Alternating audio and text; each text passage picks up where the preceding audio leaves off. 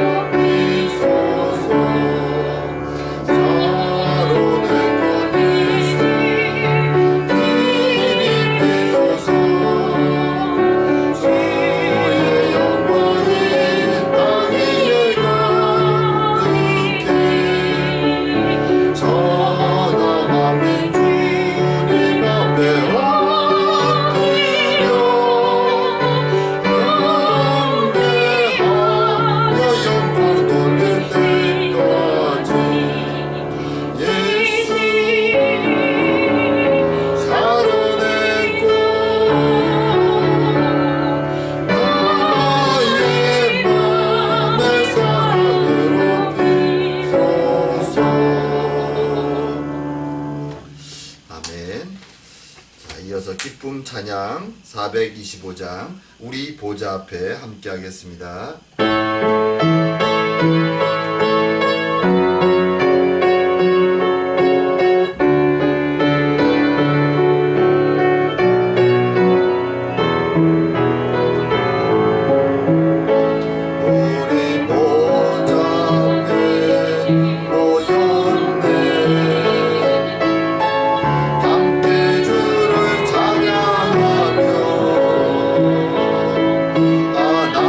하나님의 사랑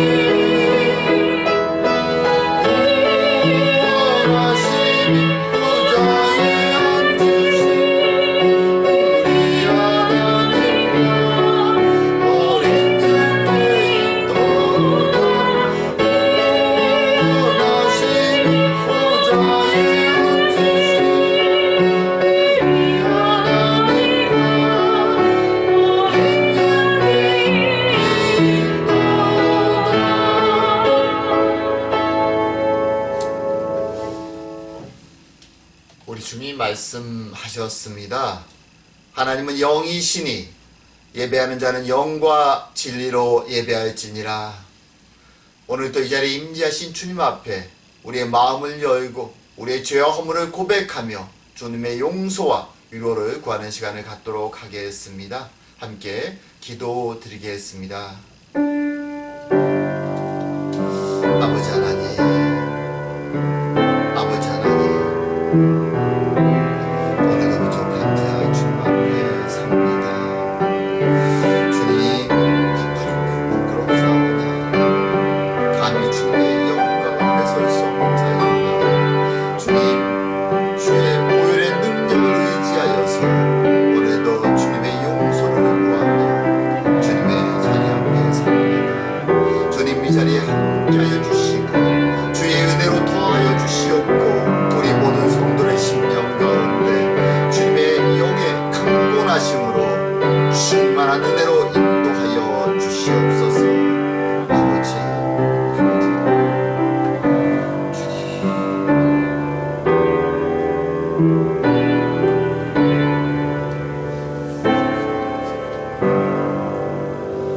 우슬초로 나를 정결케 하소서. 내가 정하리이다.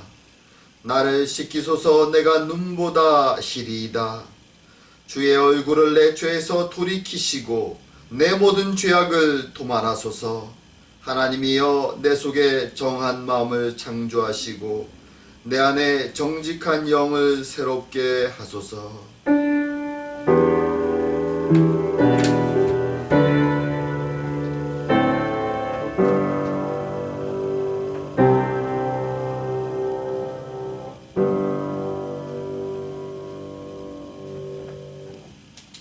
오늘 성시 교독은 교독문 55번 시편 127편 말씀입니다.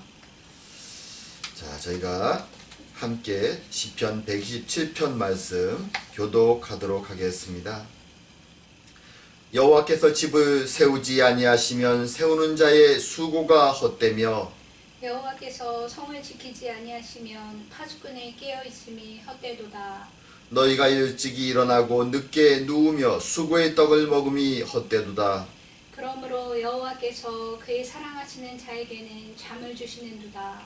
보라, 자식들은 여호와의 기업이요 태의 열매는 그의 상급이로다. 젊은 자의 자식은 장사의 주중에 화살 같으니 이것이 그의 화살통에 가득한 자는 복되도다. 그들의 성문에서 그들의 원수와 담판할 때에 수치를 당하지 아니하리로다. 아멘. 다 같이 사도신경으로 신앙 고백 드리겠습니다. 전능하사 천지를 만드신 하나님 아버지를 내가 믿사오며 그 외아들 우리 주 예수 그리스도를 믿사오니 이는 성령으로 잉태하사 동정녀 마리아에게 나시고 본디오 빌라도에게 고난을 받으사 십자가에 못 박혀 죽으시고 장사한 지 사흘 만에 죽은 자 가운데서 다시 살아나시며 하늘에 오르사 전능하신 하나님 우편에 앉아 계시다가 저리로서 산자와 죽은 자를 심판하러 오시리라. 성령의 믿사오며 거룩한 공예와 성도가 서로 교통하는 것과 죄를 사여 주시는 것과 몸이 다시 사는 것과 영원히 사는 것을 믿사옵나이다. 아멘. 찬송가 263장 이 세상 험하고 함께 하겠습니다.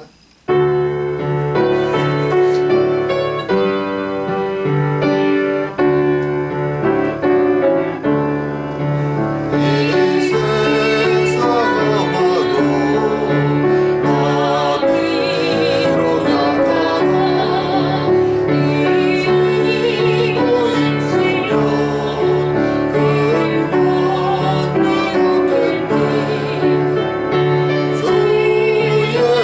은혜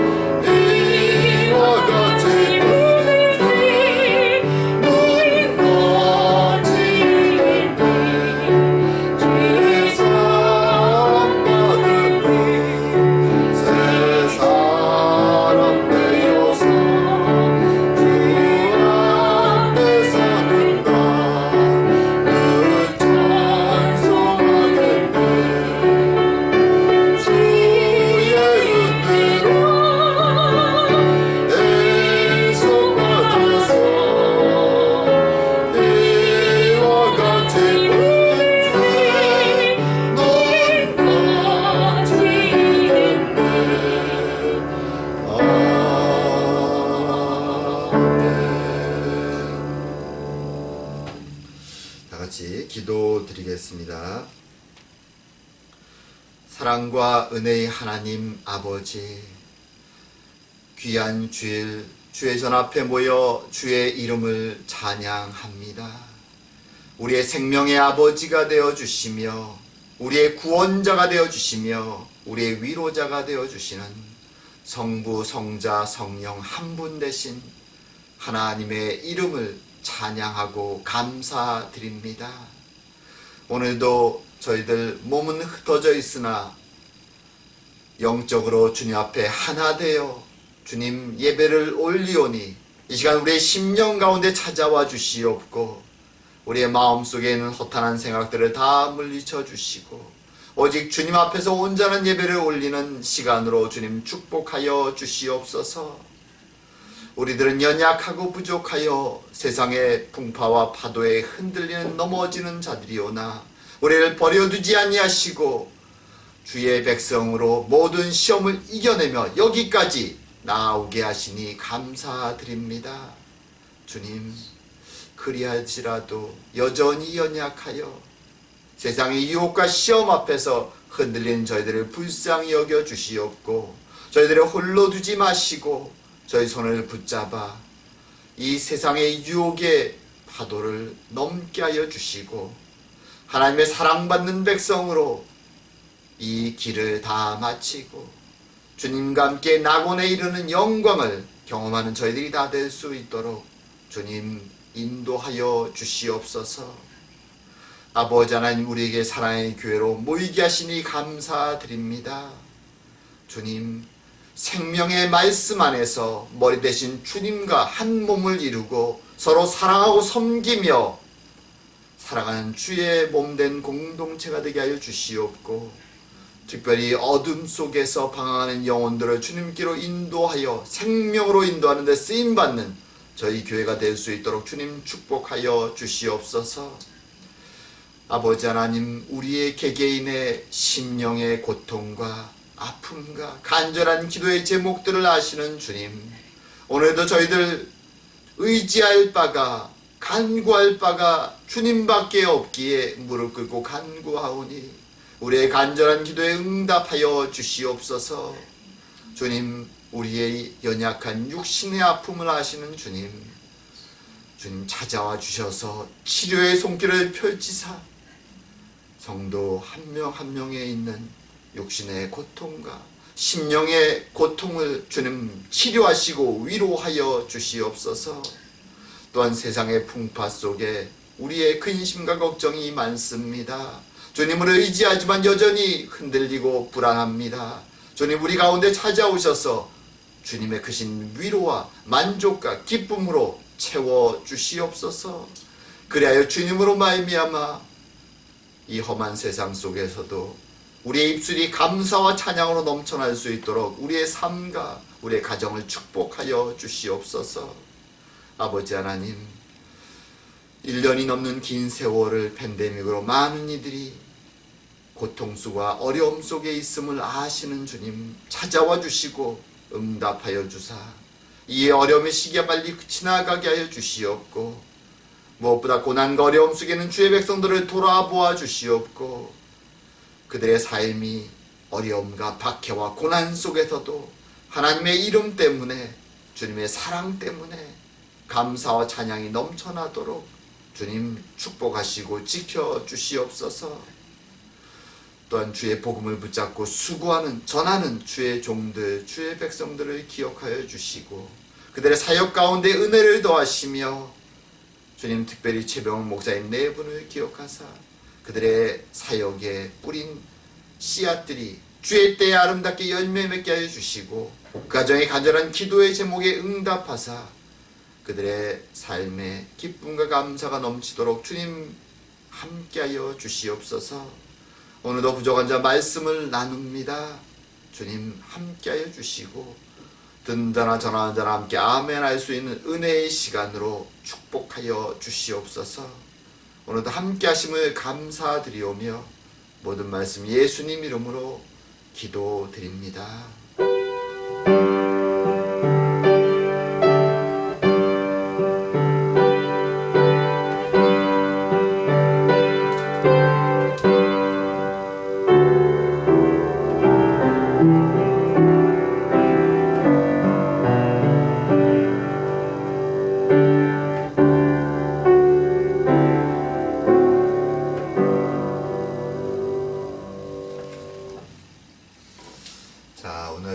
함께 보실 말씀은 창세기 3장 1절부터 7절까지 말씀입니다. 창세기 3장 1절에서 7절까지 말씀. 제가 대표해서 봉독하도록 하겠습니다. 그런데 뱀은 여호와 하나님이 지으신 들짐승 중에 가장 강교하니라. 뱀이 여자에게 물어 이르되 하나님이 참으로 너희에게 동산나무 모든 나무의 열매를 먹지 말라 하시더냐. 여자가 뱀에게 말하되 동산나무의 열매를 우리가 먹을 수 있으나 동산 중앙에 있는 나무의 열매는 하나님의 말씀에 너희는 먹지도 말고 만지지도 말라. 너희가 죽을까 하노라 하셨느니라. 뱀이 여자에게 이르되 너희가 결코 죽지 아니하리라. 너희가 그것을 먹는 날에는 너희 눈이 밝아져 하나님과 같이 되어 선악을 알 줄 하나님이 아심이니라. 여자가 그 나무를 본즉 먹음직도 하고 보암직도 하고 지혜롭게 할 만큼 탐스럽기도 한 나무인지라. 여자가 그 열매를 따먹고 자기와 함께 있는 남편에게도 주매 그도 먹은지라. 이에 그들의 눈이 밝아져 자기들이 벗은 줄을 알고 무화과 나무 잎을 엮어 치마로 삼았더라. 아멘. 자, 저희들이 창세기 내용을 보고 있습니다. 창세기에 보면 창조의 내용이 나오죠. 특별히 인간의 창조의 내용이 언급됩니다. 우리가 아는 것처럼 사람이란 존재는 모든 창조물들 중에서도 가장 특별한 존재죠. 어떤 점이 다른 창조물들과 구별이 되는 가장 특별한 점들일까요? 여러 가지가 있을 수 있습니다. 그 중에 하나가 무엇인가 하면 쉼을 즐긴다라는 것이죠. 여가의 시간을 즐긴다라는 것입니다. 제가 어릴 때 저희 고향에 가게 되면은 경포호수가 있습니다. 그리고 그 경포호수 옆에는 경포대라고 하는 정자가 하나 있습니다. 꽤 큰 정자인데요. 이것이 관동 팔경에 드는 아주 유명한 정자입니다. 어릴 때 자주 그곳에 갔는데 거기에 가면 경포대라는 큰 현판이 있고 또 들어가면 제일강산이라는 또 아주 명필의 글씨가 큰 현판으로 있고 그 옆에는 여러 가지 시를 새겨놓은 또 현판들이 쭉 위에 널려 있습니다. 굉장히 여러 개가 있습니다. 그 내용들은 아주 오랜 세월, 길게는 수백 년 전부터, 어떤 것은 거의 1000년에 가까이 오래된 현판들의 내용들인데요. 그것은 주로 이 아름다움을 노래하는 시인, 묵객들이 역사 속에서 그곳에 방문했다가 감탄하고 지어놓은 시를 거기다가 새겨놓은 것이죠. 말하자면 인간은 아주 오랜 세월 동안 그렇게 아름다운 곳, 경치가 좋은 것을 방문하면서 그 여가를 즐기고 여행을 즐기며 살아왔다라는 것입니다. 이 여행이란 주제는 특별히 요즘처럼 코로나로 여행을 다니지 못하는 시기에 더 민감한 주제이기도 합니다. 특별히 관광산업, 이 여행에 관련된 산업이 지금 굉장히 어렵죠. 하지만 한편으로는 또 느끼는 것이 있습니다. 여행이라는 것은 사람들이 그동안 엄청나게 많이 다니고 즐겼지만 의식주의 필수적인 것은, 인간 생존에 필수적인 것은 아니라는 것입니다. 먹고 사는데 필수적인 것이 아님에도 불구하고 그처럼 사람들은 많이 다녔었던 것이죠. 서구에서는 많은 사람들이 그렇게 얘기합니다. 1년에 한 번 휴가를 가기 위해서 나는 1년 동안 돈을 모으고 일을 한다. 서구 사회에서 어느 정도 부가 축적되어 있는, 여유가 있는 서구 사회에서 여행이라는 것, 여가 활동이라는 것은 굉장히 중요하게 사람들이 생각합니다. 그래서 지금 팬데믹으로 여행을 가지 못하지만 벌써부터 사람들은 여행을 가기 위해서 열심히 계획을 갑니다. 작게는 가까운 곳에 캠핑을 가고 멀리는 유럽이나 다른 곳으로 여행을 가기 위해서 사람들이 계획을 열심히 세우고 있습니다. 팬데믹만 끝나라! 간다! 라고 말이죠. 자, 여기서 한번 우리가 생각해 볼 필요가 있습니다.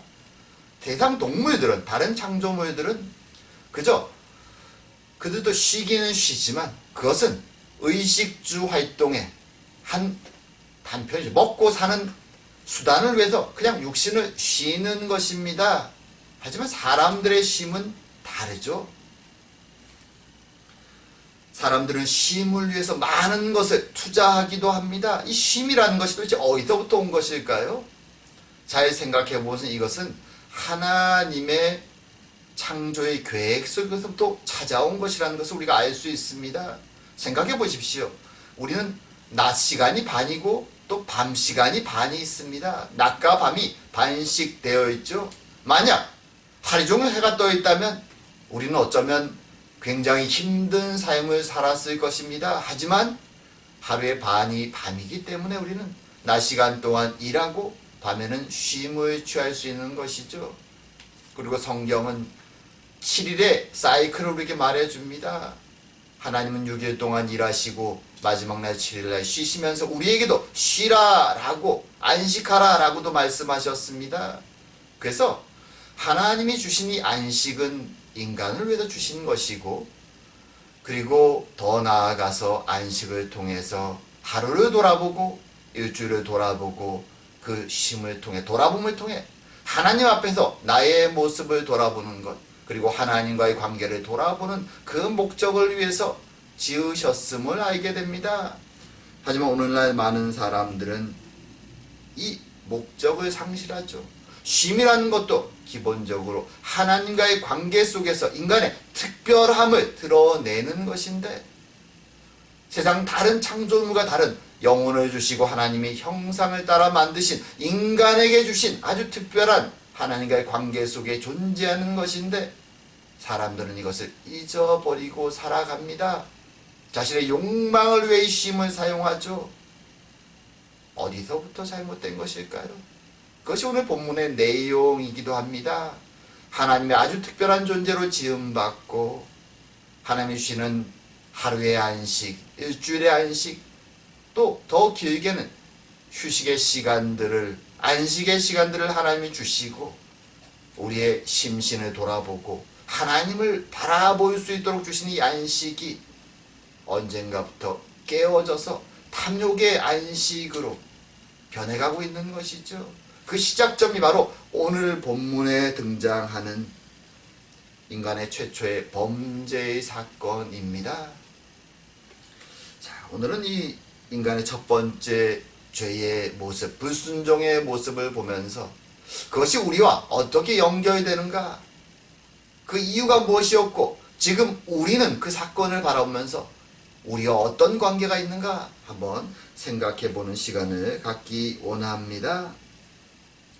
자, 창세기 2장에는 1장에서는 큰 그림으로 전 세계의 7일이라는 사이클 속에서 이루어진 창조를 말했다면, 2장에서는 에덴에서의 창조, 아름다운 낙원과 같은 에덴의 창조를 말하죠. 그 안에는 동식물의 창조가 있고 인간의 창조가 있고 아름다운 부부의 창조가 있습니다.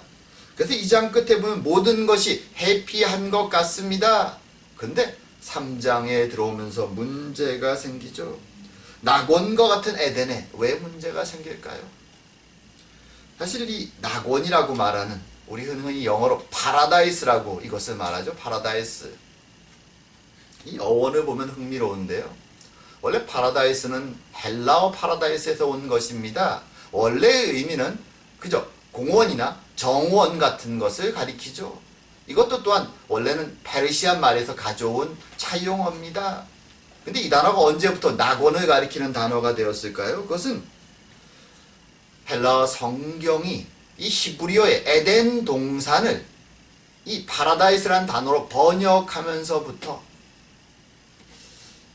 사람들은 파라다이스란 의미를 단순히 정원이나 아름다운 공원의 의미가 아니라 더 넓게 나가서 낙원이라는 의미로 사용하기 시작한 것입니다. 하지만 우리가 흔히 낙원이라고 가지고 있는 이미지와 에덴 동산이 가지고 있는 이미지는 좀 차이가 있습니다. 우린 낙원 그러면 어떤 이미지를 머릿속에 그립니까? 아무 일도 하지 않고 그저 쉬면서 즐기면서 게으르게 먹고 그냥 아무것도 안 하면서도 모든 것이 공급되는 그런 곳을 낙원이라고 쉽게 생각하기 쉽습니다. 하지만 우리가 창세기 2장을 잘 보게 되면 에덴 동산의 그 낙원 같은 모습은 그와 같은 모습과는 조금 다릅니다. 이 낙원은 어떤 곳이냐? 하나님과의 교제가 이루어지는 곳이고 그 안에 아름다운 모든 것이 있지만 아담과 하와에게 하나님이 주신 임무가 있습니다. 그것은 그저 거기서 쉬라고 주신 것이 아니라 하나님은 그들에게 에덴 동산을 섬기고 관리하고 지키라는, 마치 성전을 관리했던 레위인과처럼 그런 임무를 맡겼죠. 성소와 다른 점이 하나 있습니다. 그것은 성소에는 제사장이 있죠. 죄를 위해서 제사를 지내야 되는, 하지만 에덴 동산에는 제사장 역할이 없습니다. 왜냐하면 아직 죄가 없기 때문이죠. 그래서 아담과 하와는 그저 쉬기만 한 것이 아니라 그 에덴 동산에 있는 동식물들을 관리하고 모든 문제들을 살펴보고 그리고 그것을 지키면서 섬기며 하나님과 교제하면서 그렇게 하루하루를 살아가고 있었습니다. 자, 근데 여기에 오늘 본문에 문제가 발생합니다. 여기서 원인은 두 가지를 꼽을 수 있죠. 첫 번째는 시험하는 자, 유혹자, 뱀의 등장입니다. 또 하나는 선악을 알게 하는 나무의 존재입니다. 자, 이 뱀의 등장은 일단 뒤로 남겨놓고 먼저 이 선악을 알게 하는 나무에 대해서 좀 생각해 볼 필요가 있습니다. 모든 것이 온전하고 화평하고 평화로웠던 에덴 동산에 문제가 되는 이 선악을 알게 하는 나무를 하나님은 도대체 왜 심어 놓으셨을까요? 이 나무가 없었다면 문제가 발생하지 않았을 텐데 왜 하나님은 에덴 동산에 이 나무를 심어 놓으셨을까요? 이상하죠? 사실 여기에는 우리가 하나님의 이유가 있습니다.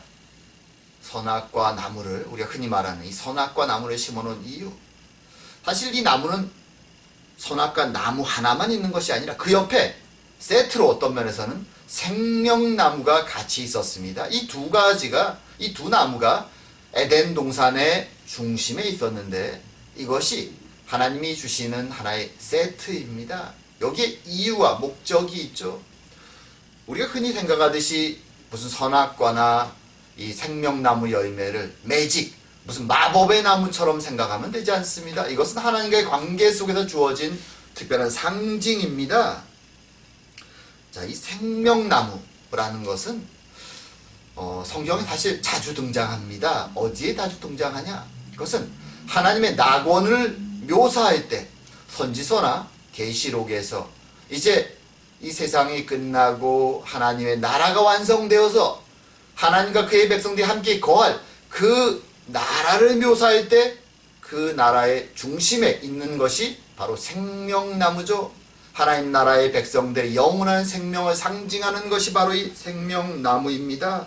그리고 이 나무가 어쩌면 낙원의 원형이라고 할 수 있는 에덴 동산에도 존재했습니다.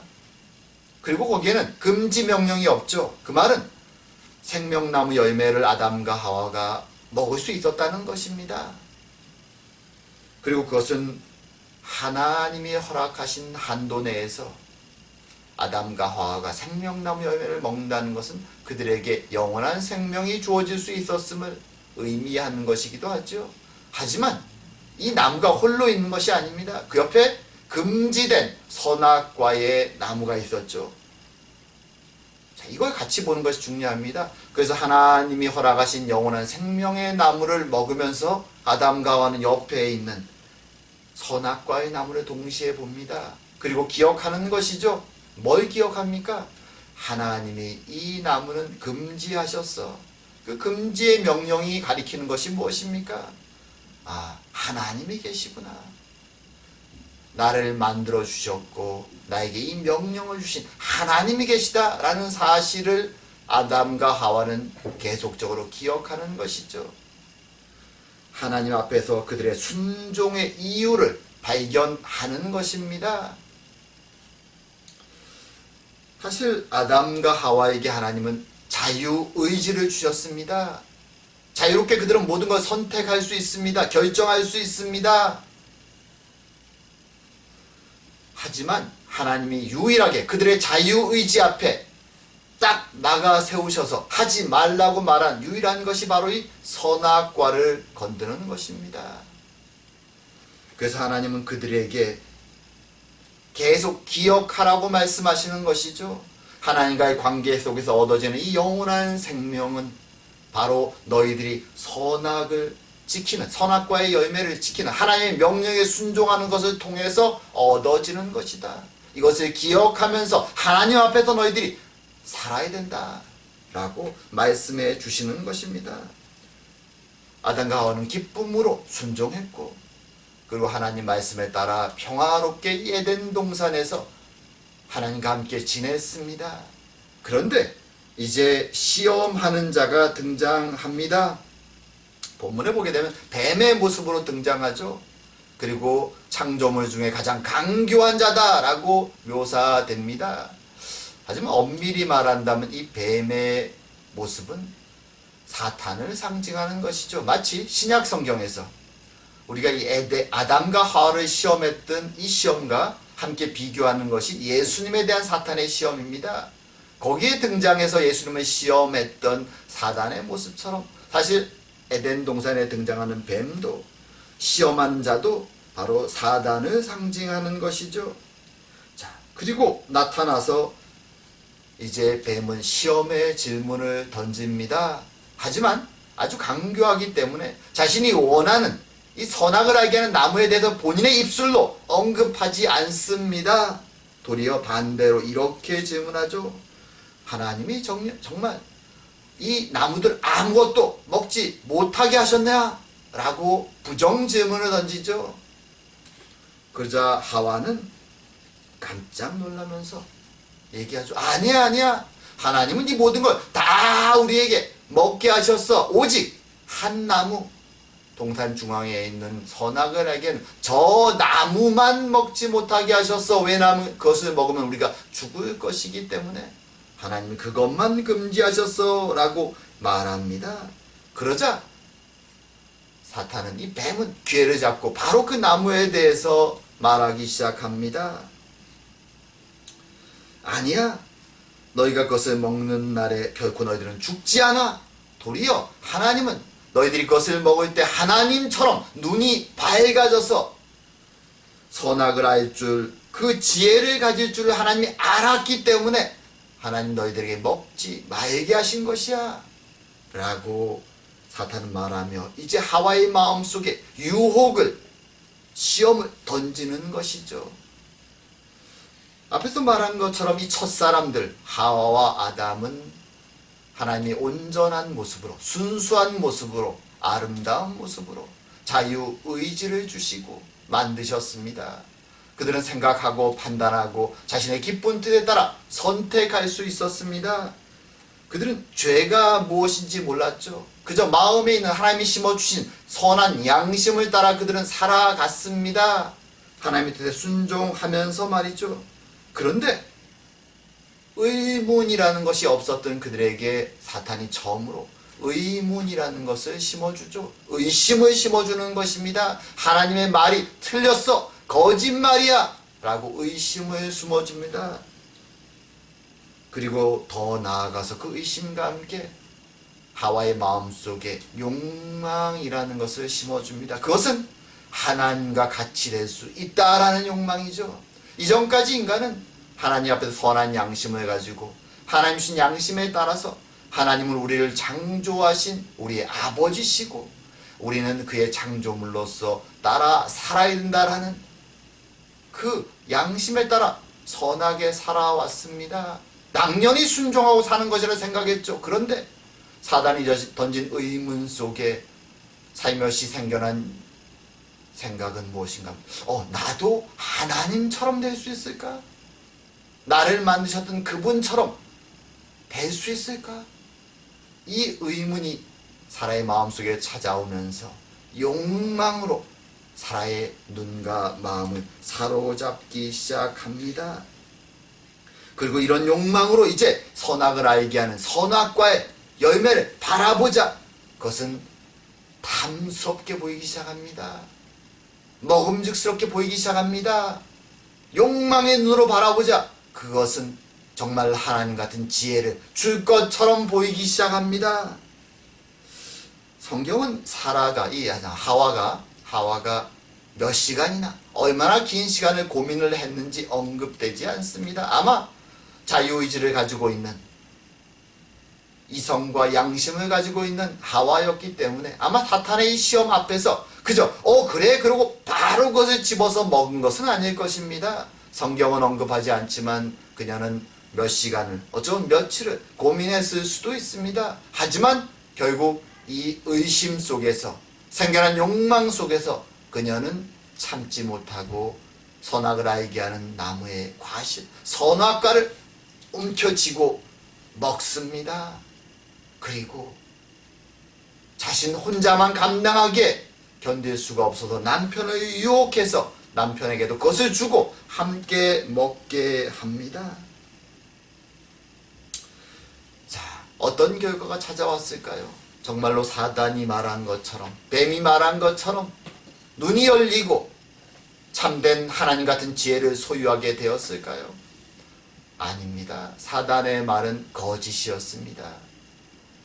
그 열매를 먹고 하나님께 불순종하고 하나님과의 관계가 깨어지는 순간 하나님 관계 속에서 온전하게 그들을 지켰던 거룩과 순수함이 깨어져 버립니다. 그리고 그들이 깨닫게 되는 그것은 무엇인가 하면 자신들 안에 있는 욕망을 깨닫게 되죠. 그리고 부끄러움이 올라옵니다. 이 욕망이라는 것과 부끄러움은 함께 다니는 세트죠. 그리고 자신들이 이전에는 하나님과의 교제 속의 거룩과 순수 때문에 깨닫지 못했던 자신들의 벌거벗은 모습을 깨닫습니다. 그리고 부끄러움으로 이제 무화과나무 잎을 떼서 가리게 되는 것이죠.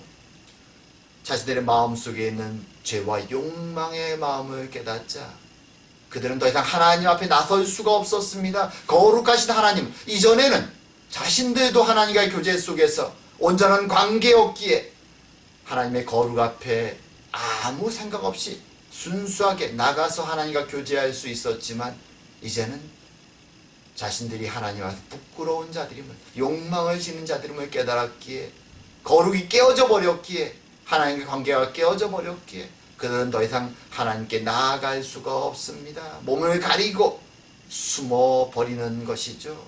이것은 그 열매의 특별한 매직이 아닙니다. 효과가 아닙니다. 불순종으로 말미암아 하나님의 관계가 깨어졌음으로 말미암아 그들의 찾아온 죄의 결과였던 것입니다.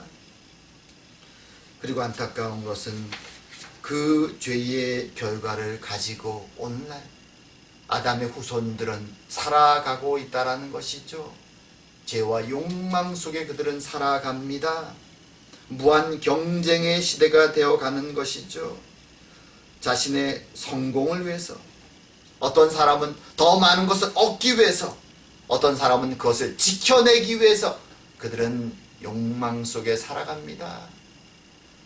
자신들이 얻고자 하는 것, 그것은 성공일 수 있죠. 돈을 더 많이 얻는 성공일 수도 있습니다. 어떤 사람은 명예를 더 많이 얻기 위한 성공일 수도 있습니다. 어떤 사람은 권력을 더 많이 얻기 위한 성공일 수도 있습니다. 그들은 그것을 움켜쥐기 위해서 다투고 싸우고 경쟁합니다. 만약 가능하다면 속이기도 하고 거짓말도 하고 다른 사람은 넘겨뜨리고 내가 올라가기 위해서 사람들은 경쟁하며 살아옵니다. 그것이 인간의 역사죠. 아담 이후에 벌어진 세상의 역사를 펼쳐보면 그것은 끊임없이 그런 죄와 욕망과 경쟁 속에 살아온 것을 보게 됩니다. 그것이 우리가 또한 살아가는 이 세상의 모습입니다. 하지만 우리 그리스도인들은 기억할 것이 있습니다. 우린 더 이상 아담의 후손이지만 아담의 죄를 따라 살아가는 자들이 아니라는 것입니다. 우리는 그리스도의 후손들로서 그리스도를 따라 살아가는 자들이 되었음을 우리는 기억하는 것이 필요합니다. 아담과 하와는 첫사람, 그들은 사단의 유혹 속에서 넘어져 실패하고 죄의 결과를 안고 에덴에 쫓겨나 살아갔지만 우리 주님께서는 그 첫사람 아담과 하와의 자리에 서셔서 사단의 시험을 다 물리쳐 이겨내시고 우리를 대신하셔서 십자가의 길을 걸어 가셨습니다. 그리고 이제 우리에게 참된 승리를, 구원을 허락해 주셨습니다. 그래서 우리는 더 이상 아담을 따라, 죄를 따라, 욕망을 따라 살아가는 자들이 아니라 그리스도를 따라서 하나님의 좁은 길, 구원의 길을 따라 걸어가는 자들이 되었음을 우리는 기억해야 하는 것입니다. 하지만 동시에 우리가 경계하고 기억할 것이 또 있죠. 우리가 비록 하나님을 따라 그리스도의 뒤에 서 있고 그 그리스도의 은혜 속에 걸어가고 있지만 그럼에도 불구하고 첫사람들을 찾아왔던 뱀의 유혹, 사단의 유혹은 지금 우리에게도 매일매일 찾아오고 있다는 사실입니다.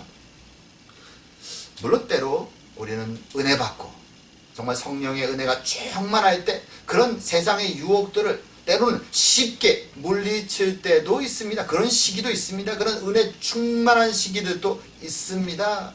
저도 처음 회심했을 때, 물론 모태신앙이지만 좀 방황의 시간을 거치고 대학교에 가서 놀기도 하고 술, 담배도 하기도 하고 그러다가 군대에 가서 제대한 이후에 고향에 돌아와서 다시 회심의 은혜를 경험하죠. 그 회심의 은혜를 경험했을 때 하나님이 강력하게 붙잡아 주시고 은혜 충만함을 주셨을 때 저는 매일매일 기도와 말씀 속에 감사와 눈물의 시간을 보냈습니다. 이전까지는 계속 같이 지냈던 술이라든가 친구들과 어울리는 자리든가 담배나 이런 것들은 일절 기억이 나지 않는 정말 신기할 정도로 너무나 쉽게 모든 것을 멀리하고 오직 하나님과 동행하는 은혜의 시간들을 경험하게 됩니다. 그리고 사실 그 은혜 때문에 그 은혜에 계속 거하기 위해 어떤 면에서는 하나님의 사역자의 길에 들어서기도 했습니다. 근데 그렇게 은혜 충만하고 모든 유혹을 쉽게 물리쳐내던 시기는 사실 초기 몇 년이었죠.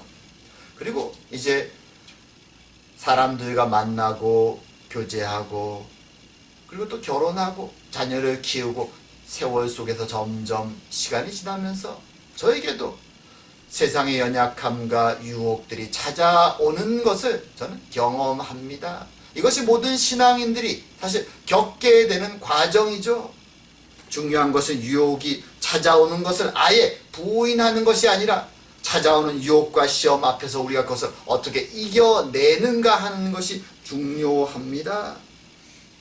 우리는 이 현실을 알고 있어야죠. 우리 앞에 유혹과 시험이 하와를 찾아왔던 뱀의 시험 같은 그 유혹이 지금도 계속 찾아오고 있다는 사실을 자각하고 인식하는 것이 필요합니다.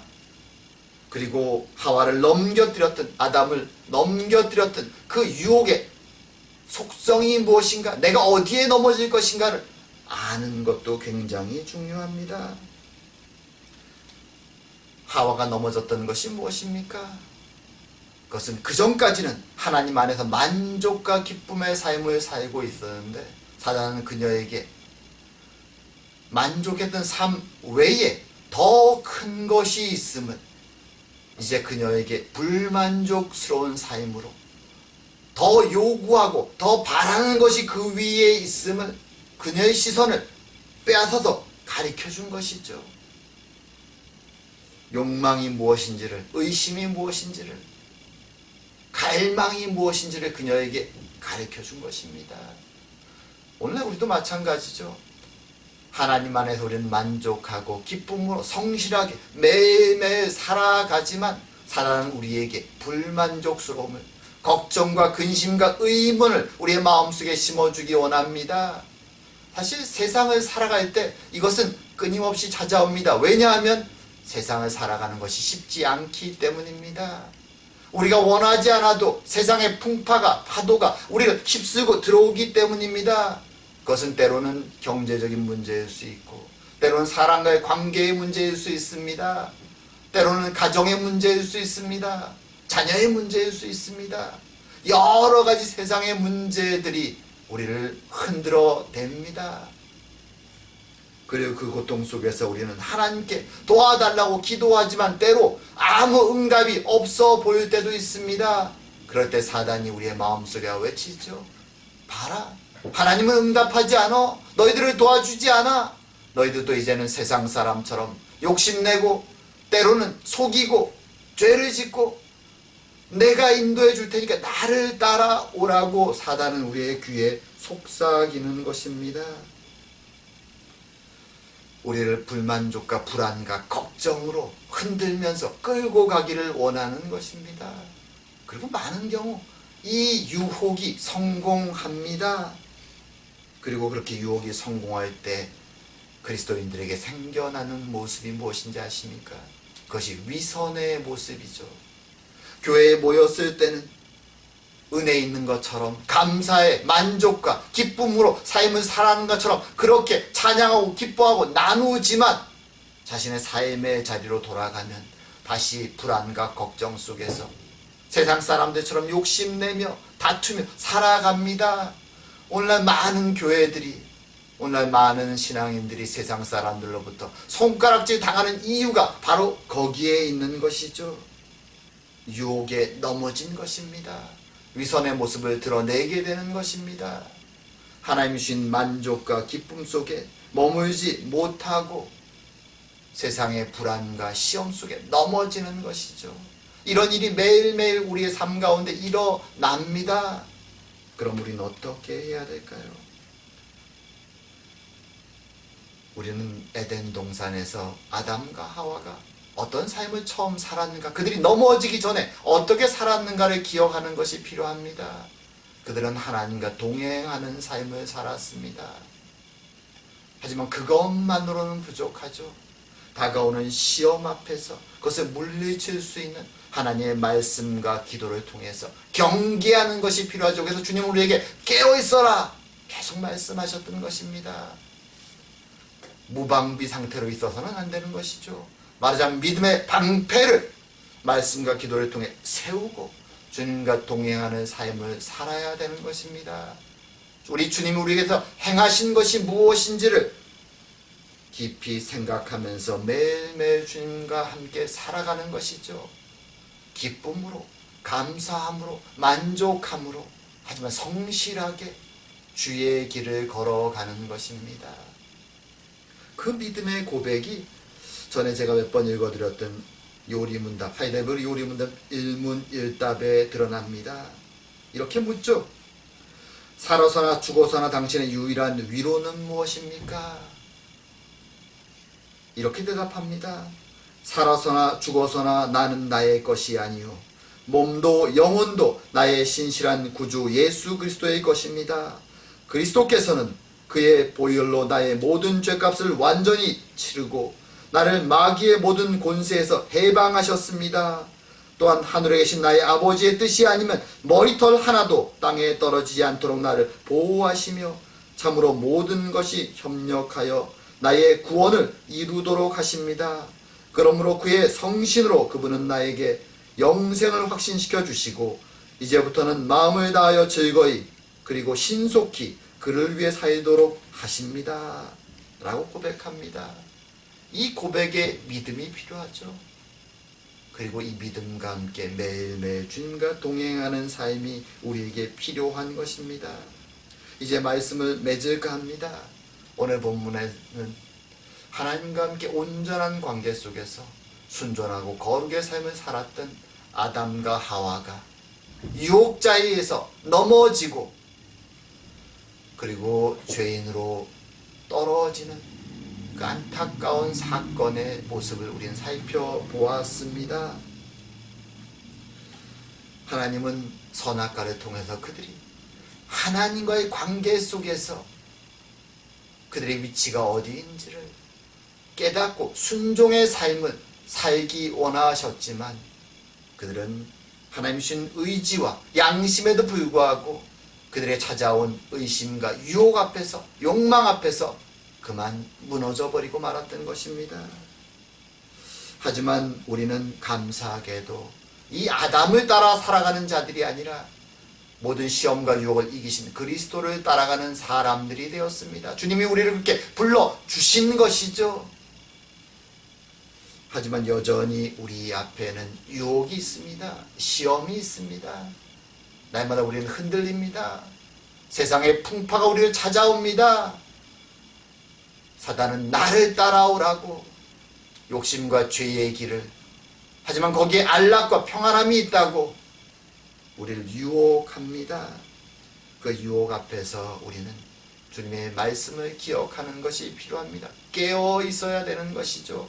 믿음의 방패를 세워야 하는 것입니다. 방금 읽은 그 요리문답의 고백처럼 그 믿음을 우리는 주님께 붙잡힌 바 되어서 결코 흔들림 없이 영원히 머리털 하나로 떨어짐 없이 주님께 나아갈 것이란 이 믿음의 고백과 함께 매일매일 말씀과 기도를 읽으며 주님과 동행하며 감사와 기쁨과 만족을 고백하며 이 길을 걸어가야 되는 것입니다.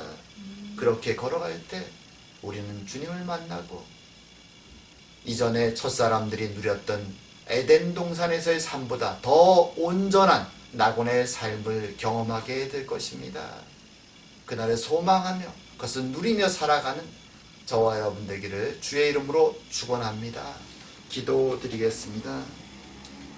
사랑과 은혜의 하나님 아버지,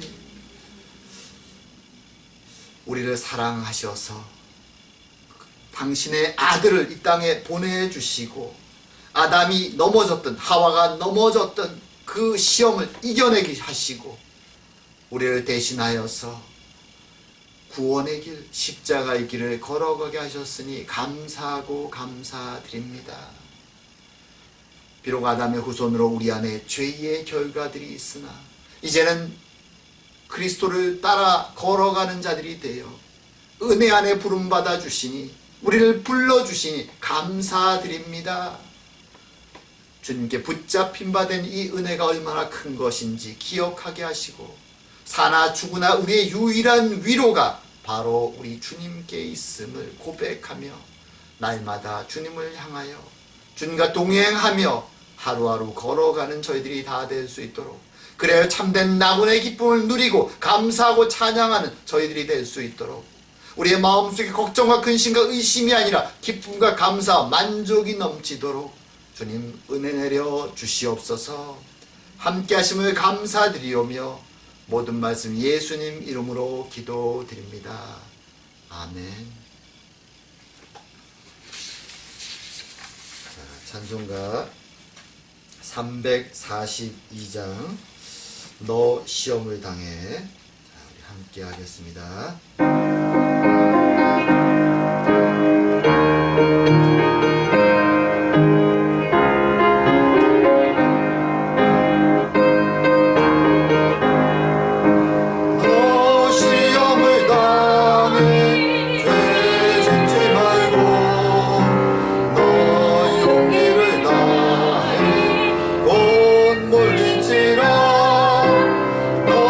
시험을 이겨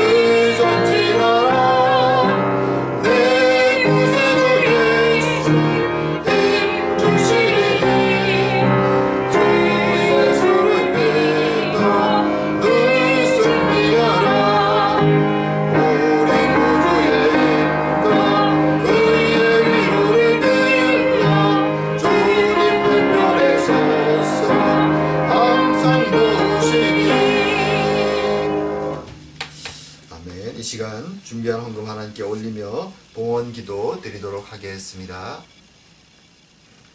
사랑과 은혜의 하나님 아버지, 우리의 연약함을 아시고 하오나 버려두지 아니하시고 우리를 불러주시고 구원의 길, 은혜의 길을 걸어가게 하시는 하나님 아버지의 은혜에 감사드립니다.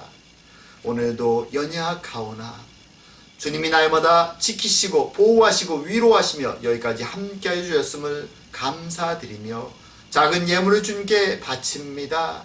우리의 마음을 받아 주시옵고 우리의 기도의 제목들에 응답하여 주시오며 주님의 응답으로 말미암아 우리의 삶이 기쁨과 감사가 넘쳐나도록 축복하여 주시옵소서. 바쳐진 예물이 주의 나라를 위해 귀히 쓰이는 되도록 주님 은혜 내려 주시옵소서. 감사드리오며 모든 말씀 예수님 이름으로 기도드립니다. 아멘. 자, 교회 소식 잠시 봅니다. 자, 벌써 6월달 셋째 주가 되었습니다. 시간이 참 빨리 계속 흘러가는데요. 팬데믹 상황도 그래도 점점 좋아지고 있습니다. 그리고 하나씩 이제 상업이나 뭐 여러 비즈니스도 열리고 회복되고 있습니다. 그래서 다시 저희들이 얼굴 볼 날도 다가오는 것 같은데요.